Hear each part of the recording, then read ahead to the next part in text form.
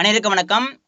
தினசரி வானிலை பற்றிய நம்முடைய யூடியூப் சேனலை சப்ஸ்கிரைப் பண்ணுறங்க. இது வரைக்கும் நம்ம சேனல் சப்ஸ்கிரைப் பண்ண மாட்டீங்க மறக்காம ஒரு செகண்ட் மட்டும் தயவு செய்து பண்ணுறங்க. இன்றைக்கான தேதி வந்து பார்த்தீங்கன்னா மே 29/5/2024 ஆகிறது. நம்ம தமிழகத்தில் இன்னைக்கு மதியானம் அதிகபட்சமாக 42 டிகிரி வரைக்கும் தொடலாங்க. குறிப்பாக இந்த வட மாவட்டம் வட உள் மாவட்டங்களுக்கு அதிகபட்சமான வெப்பநிலை இன்றைக்கு பதிவாக வாய்ப்பு இருக்கிறது. இன்று முதல் அடுத்தடுத்து வரக்கூடிய நாட்களில் வட மாவட்டங்களில் மட்டும்தான் அதிகமான வெயில் இருக்குது. அதாவது தென் மாவட்டம் டெல்டாவில் கூட குறிப்பாக இந்த கரூர் சேலம் இங்கே கூட அதிகபட்சமாக தினசரி 38-39 தான் அதிகபட்சம் 40 கூட இன்னும் தொடலை. 40 டிகிரி கீழே தான் இருக்குது. ஆனால் இந்த குறிப்பாக இந்த வட மாவட்டம் இந்த திருத்தணி, திருப்பதி, ராணிப்பேட்டை, வேலூர், திருவண்ணாமலை மாவட்டம், செங்கல்பட்டு மற்றும் இந்த சென்னையோட மேற்கு பகுதி தாம்பரம், திருத்தணி, திருவள்ளூர், காஞ்சிபுரம் இந்த இடத்துல தினசரி 42-43 டிகிரி வரைக்கும் அதிகபட்சமாக நம்ம தமிழகத்தில் வட மாவட்டங்கள் மட்டும் அதிகமான வெயில் தற்பொழுது பதிவாகி வருகிறது. அந்த வெயிலுக்கு என்ன காரணம்னு கேட்டிங்கன்னா வடமேற்கிலிருந்து வரக்கூடிய வெப்ப காற்றுங்க. குறிப்பாக வடக்கு கேரளா, இந்த கர்நாடகா மாநிலம் வடக்கு பகுதியில் உயரக்கூடிய வெப்பநிலையை அது அப்படியே மேற்கு காற்று அரபிக்கடலிருந்து வரக்கூடிய காற்று என்ன பண்ணுதுன்னா அப்படியே மும்பை மகாராஷ்டிரா வழியாக மற்றும் இந்த வடக்கு கேரளா வழியாக கர்நாடகா மாநிலம் நுழைந்து அது அப்படியே வட மாவட்டம் நோக்கி குவிக்கப்படுகிறது. எனவே மும்பை, மகாராஷ்டிரா மற்றும் வடக்கு கர்நாடகாவில் உயரக்கூடிய வெப்பநிலையை கடத்தி கொண்டு வந்து அந்த வடமேற்கு வெப்ப காற்று வட மாவட்டம் நோக்கி தினமும் குவிக்கப்பட்டு வருகிறது. இதனால் நம்ம வட மாவட்டமும் அதிகப்படியான வெப்பநிலையை பதிவாகிறது. அது மட்டும் இல்லாமல் அதிகப்படியான ஹீட்டு ஒரு 100 டிகிரி 108 டிகிரி மேலே தற்போது எட்டு விட்டது. ஸோ அடுத்து கேட்கலாம், என்ன சார் இது மறுபடியும் வெயிலுங்கிறீங்க, அப்போ மழை எங்கே போச்சுன்னு கேட்கலாம். கண்டிப்பாக மழை வந்துகிட்டு இருங்க. வட மாவட்டம் இப்போ அடிக்கூட வெயிலுக்கெல்லாம் கண்டிப்பாக வடமேற்கு வெப்ப காற்றில் அதிகமான மழை பொழிவு காத்திருக்கிறது. இந்த வடமேற்கு வெப்ப காற்று அடுத்தடுத்து வரக்கூடிய நாட்களில் தொடர்ந்து வந்து கொண்டே இருக்கும். இந்த வடமேற்கு வெப்ப காற்று என்ன பண்ண போகுதுன்னா மழைப்பொழிவை தீவிரப்படுத்தும். அதாவது மழைக்கு பலவிதமான சக்தியை கொடுக்க போகுது. அந்த இடிமலையை உருவாக்குவதே இந்த வடமேற்கு வெப்ப காற்று தான். அந்த வடமேற்கு வெப்ப காற்று நம்ம தமிழகம் நோக்கி வந்தாலே அதிகமான மழைப்பொழிவு இருக்கும். எனவே நாளை மறுநாள் மே மாதம் 31ஆம் தேதி முதல் நம்ம தமிழகத்தில் படிப்படியாக இடியுடன் கூடிய கனமழை தீவிரமாகும். குறிப்பாக வட உள் மாவட்டம் திருப்பத்தூர் மாவட்டம், வேலூர் மாவட்டம், ராணிப்பேட்டை, சென்னைக்கெல்லாம் கனமழை மேக கனமழை இருக்கிறது. இதில் குறிப்பாக வட உள் மாவட்டம் தான் அதிகமான மழை பெறும். குறிப்பாக திருப்பதி, திருத்தணி மற்றும் இந்த அரக்கோணம், திருப்பத்தூர், வேலூர், ராணிப்பேட்டை, திருவண்ணாமலை மாவட்டம், கர்நாடக மாநிலம் முழுவதுமே கனமழை மேக கனமழை ஒரு சில இடங்கள் அதிக கனமழைக்கு வாய்ப்பு இருக்குது. கண்டிப்பாக இந்த கர்நாடகா எல்லையோர் மாவட்டம், ஈரோடு மாவட்டம், சேலம் மாவட்டம், கிருஷ்ணகிரி மாவட்டம், தருமபுரி மாவட்டம் கனமழை மேக கனமழை பரவலாக காத்திருக்கிறது. கிருஷ்ணகிரி மாவட்டம், தருமபுரி மாவட்டம், திருப்பத்தூர் மாவட்டம், சேலம் மாவட்டம், ஈரோடு மாவட்டம் இங்கே இருக்கக்கூடிய மக்கள் வந்து தயவு செய்து கவனமாக இருக்கணும். ஏன்னு கேட்டிங்கன்னா வடமேற்கு வெப்ப காற்று இப்போ வந்துகிட்டு இருங்க. அந்த வடமேற்கு வெப்ப காற்று என்ன பண்ண போகுதுன்னு அடுத்தடுத்து வரக்கூடிய நாட்களில் வந்துக்கிட்டே தான் இருக்கும். அது இனிமேல் நிற்காது. அது அப்படியே நம்ம தமிழகம் நோக்கி அது அப்படியே வடக்கிலிருந்து தெற்கு, அது அப்படியே வடமேற்கிலிருந்து அப்படியே வட மாவட்டம், கிருஷ்ணகிரி, தருமபுரி, திருப்பத்தூர் மாவட்டம் நோக்கி வந்துக்கிட்டே இருக்கும் அந்த வடமேற்கு வெப்ப காற்று. அந்த வடமேற்கு வெப்ப காற்று என்ன பண்ண போகுதுன்னா அடுத்தடுத்து வரக்கூடிய நாட்களில் இந்த கடல் காற்று உள்ளே நுழைய ஆரம்பிச்சிடும். இந்த கடல் காற்றும் இப்போதைக்கு அந்த புயலை நோக்கி புயலாக செயலிழந்துருச்சு. இப்போ காற்று மட்டும் அங்கே போயிட்டு இருக்கு. அடுத்தடுத்து வரக்கூடிய நாட்களில் அங்கே போகிற எல்லா காற்றுமே கடலோர மாவட்டங்கள் வழியாக உள்ளே நுழையும். இப்போ உள்ளே நுழைஞ்சு என்ன ஆக போகுதுன்னா மழை பொழிவை ஏற்படுத்தும். அதே சமயத்தில் வடமேற்கு வெப்ப காற்றை குளிர்விக்கும். அங்கேருந்து வருது பார்த்தீங்கன்னா வெப்ப காற்று, இந்த வெப்ப காற்றை இந்த கடல் காற்று என்ன பண்ண போகுதுன்னா மழையாக மாற்றும். அப்படி மழையாக மாற்றும் பொழுது கிருஷ்ணகிரி மாவட்டம், தருமபுரி மாவட்டம், திருப்பத்தூர் மாவட்டம், ராணிப்பேட்டை, வட உள் மாவட்டங்களுக்கு அதிகமான இடி மின்னல்கள் பதிவாகலாம். மழையும் மிக கனமையாக இருக்கும். அதாவது மிக கனமழை வரைக்கும் பதிவாகும். அதே நேரத்தில் மழையுடன் காற்றும் 40 கிலோமீட்டர் மேலே வீசலாம். அதாவது சூறாவளி காற்று. எனவே இதனால் தயவு செய்து கவனமாக இருக்கணும். வடமேற்கு வெப்ப காற்று நம்ம பக்கம் வந்தாலே அதிகமான மழை பொழிவு கொடுக்கும். எனவே தயவு செய்து கவனமாக இருக்கணும். குறிப்பாக இந்த ஈரோடு மாவட்டம், சேலம் மாவட்டம், திருச்சிராப்பள்ளி மாவட்டம் வடக்கு பகுதி மற்றும் இந்த கிருஷ்ணகிரி மாவட்டம், தருமபுரி மாவட்டம், திருப்பத்தூர் மாவட்டம், வேலூர் மாவட்டம், ராணிப்பேட்டை மாவட்டம், திருவண்ணாமலை மாவட்டம், சென்னைக்கும் காற்றுடன் கனமழை இருக்கிறது. ஆனால் குறிப்பாக இந்த வட உள் மாவட்டம் திருத்தணி, திருப்பதி மற்றும் இந்த அரக்கோணம், காஞ்சிபுரம், திருவள்ளூர் இந்த மாவட்டங்கள் முழுவதுமே அதிகமான மழைப்பொழிவு அடுத்தடுத்து வரக்கூடிய நாட்களில் பதிவாகும்.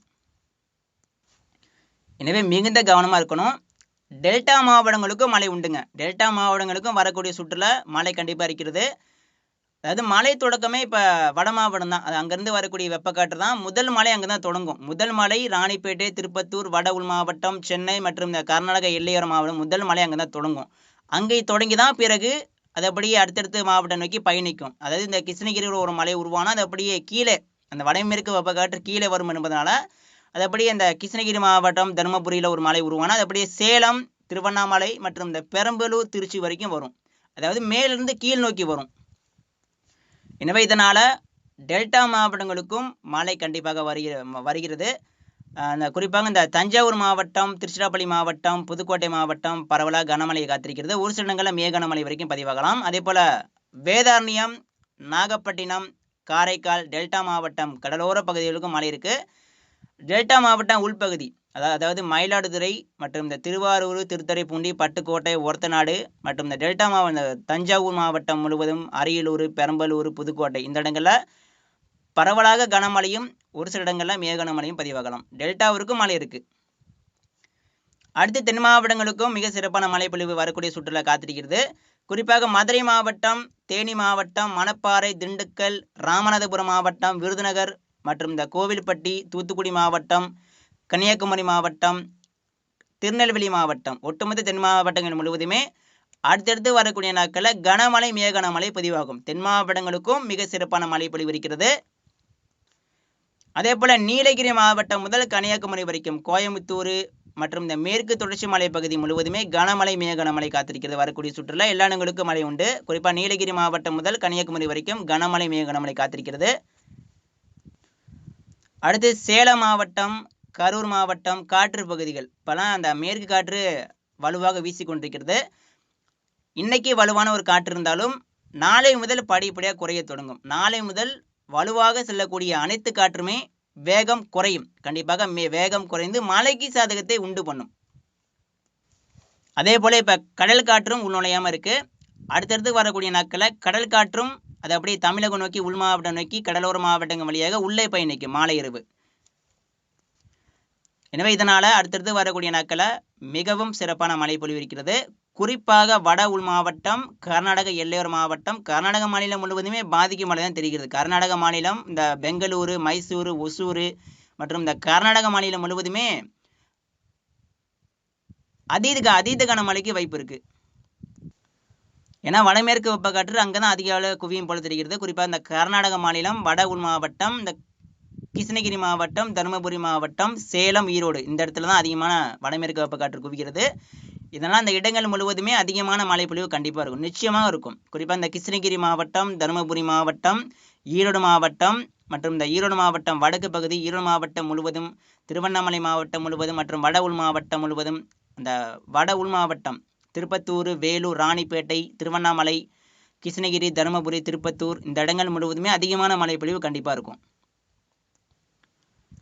எனவே மழை அடுத்தடுத்த நிகழ்வால் கண்டிப்பாக இருக்கிறது. இப்போ அடிக்கக்கூடிய வெயிலுக்கெல்லாம் மழை வரும். கண்டிப்பாக வட மாவட்டத்தில் அதிகபட்சமாக 43 டிகிரி பதிவானாலும் வடமேற்கு வெப்பக்காற்று வந்தாலும் அடுத்தடுத்து வரக்கூடிய நாட்களில் வடமேற்கு வெப்பக்காற்று தான் அதிகமான மழை கொடுக்க போகுது. இப்போ வடமேற்கு வெப்பக்காற்று வெப்பத்தை மட்டும் குடிக்கிறது. அடுத்தடுத்து வரக்கூடிய நாட்களில் மழையும் கொடுக்கும் கண்டிப்பாக.